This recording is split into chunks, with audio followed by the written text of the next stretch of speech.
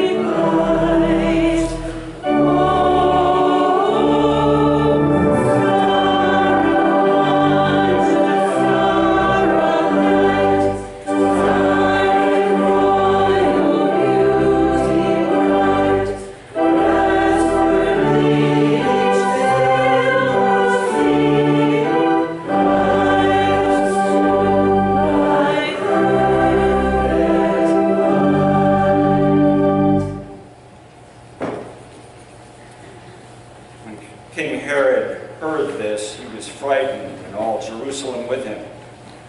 Calling together all the chief priests and scribes of the people, he inquired of them where the Messiah was to be born.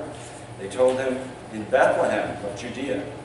For so it has been written by the prophet, and you, Bethlehem, in the land of Judah, are by no means least among the rulers of Judah.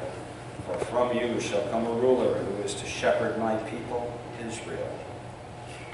Let's sing together, O little town of Bethlehem, verses 1, 2, and 4.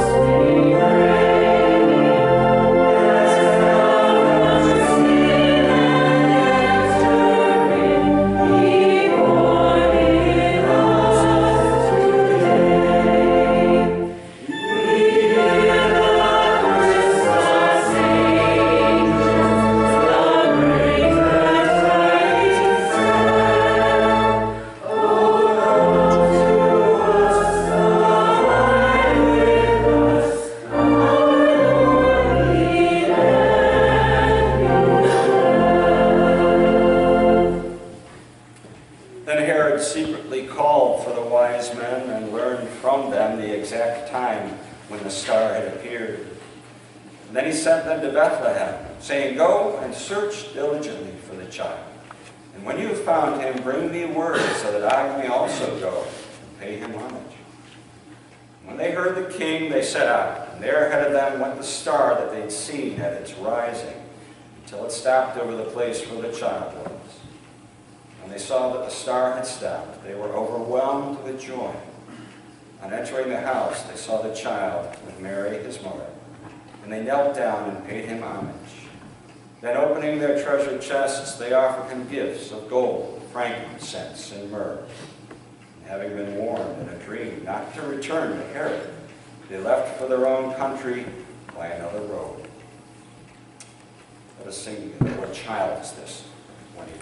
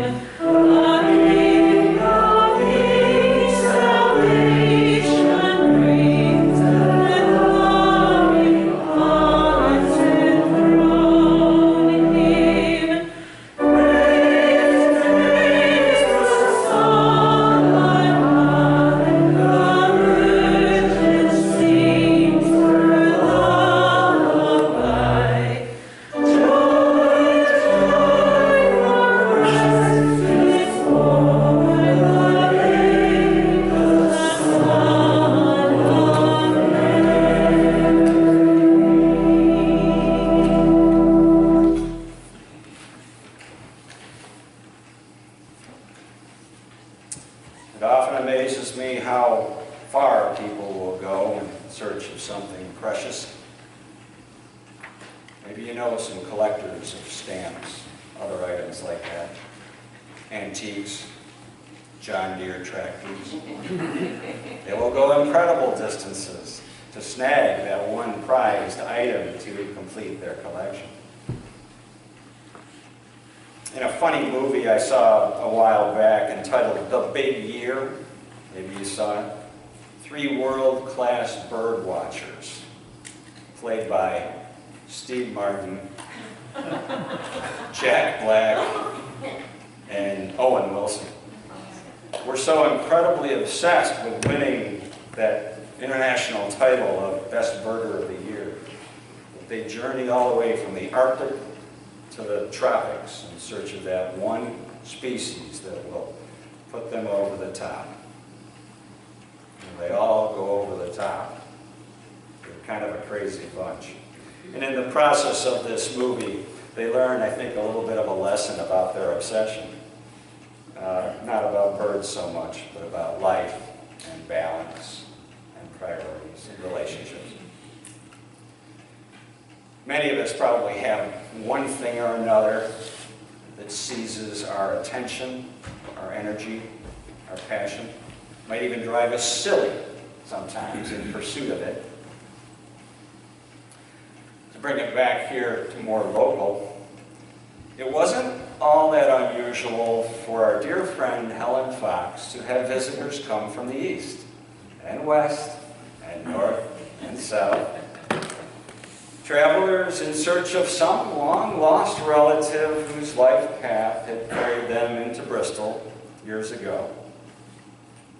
And some of these travelers, after they met Helen and spoke with her and received her blessings, probably needed a camel to take the paperwork that she gave them back home. Helen was not one to tell you where to go, but she would tell you where you came from. So the question is posed, how far will we go in pursuit of something really good? I'll go 8 to 10 miles for a really good quart of vanilla ice cream in Canandaigua. And I know folks, in fact I'm related to one of them, who will drive 80 miles for the privilege of standing half naked amidst 70,000 people in December to cheer on the Bills. He's a nut, but I won't name names. These people aren't well.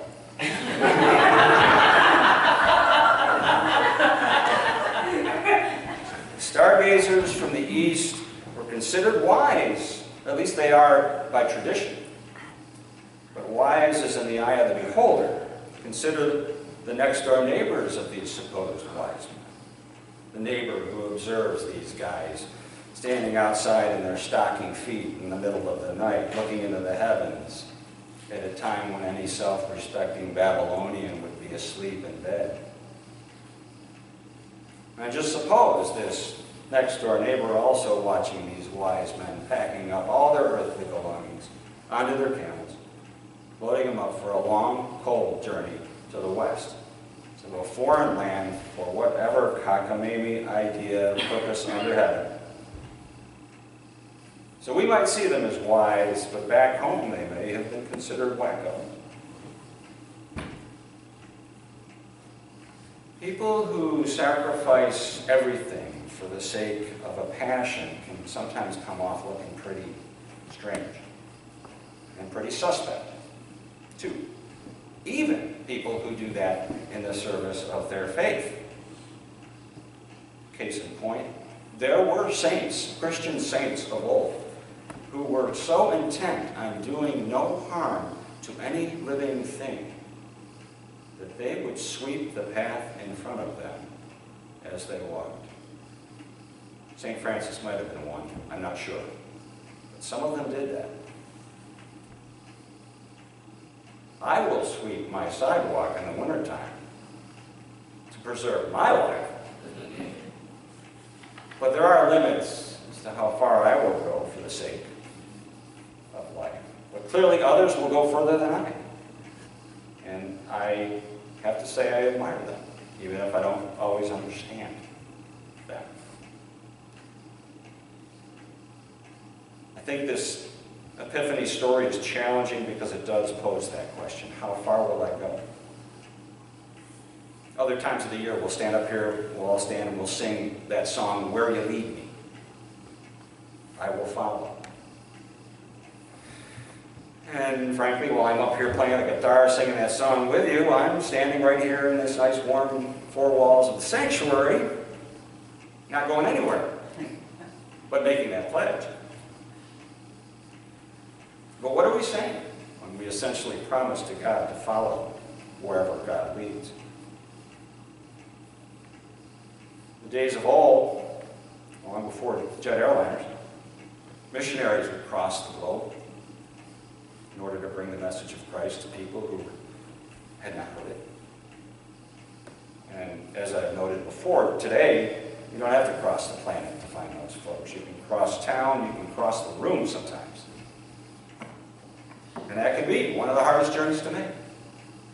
To share one's faith with somebody else when we don't know how it will be received. But it can also be incredibly fruitful. And incidentally, kind of parenthetically with that, I'm often surprised at how interested people are in talking about faith when I'm so resistant and reluctant to even get into the topic. But if I happen to, and I do it fairly sensitively without trying to, tell them anything, but to listen, people really have a lot to say. I'm always surprised by that. Well, whether we live in Bristol or we live in Babylon or anywhere in between, I believe we all carry precious gifts, just like the wise men did. Precious gifts that we bear with us when we enter any encounter with that Christ that dwells within someone else. And I think we often forget that. I think sometimes we look in the mirror and we see only another unremarkable traveler who couldn't possibly bless anyone. And what a gift when someone tells us otherwise. When someone insists, oh yes you can, and oh yes you do bless. Kids can remind us of that in simple ways. They can say, I have something to offer the world. Look. We may be ending the time of the year, but right around this time of the year, in the halls of our local schools, you can see artwork plastered from floor to ceiling, done by students of all ages. And I love those galleries. I haven't been in one in a while. But these walls in these schools are absolutely awash in brightly colored construction paper creations with gallons of blue stay. And in these art galleries, unlike the pretentious ones in the big cities, people don't stand around with snobbish detachment and say, oh yes, how profound.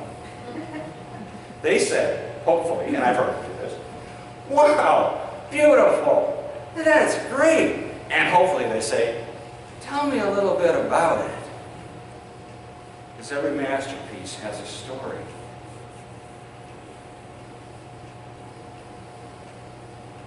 The story that we tell on this day is about the ultimate masterpiece. It's about the master of peace, who was so compelling and so mysterious and so good that folks went way out of their way to find them. It's worth looking.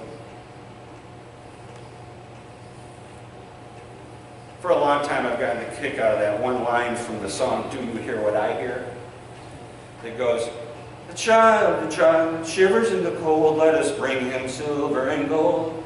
And I want to say, what crazy person is going to bring a chilly child gold? Bring a blanket for crying out loud. And that's a gift that makes sense. Men don't know how to shop. But the wise men do make big points for making the trip, whatever their gifts may have been. And as the new year dawns, I think our call is to make that trip too, to seek the face of Christ every day, to humbly and gratefully unpack our God-given gifts. And perhaps to actually go home by another way, not because Herod's after us, maybe, but because we've been changed, and so we take a different route. For having seen the face of Christ, it's a journey worth making. May we all be blessed as we do. Happy Epiphany. Happy Epiphany.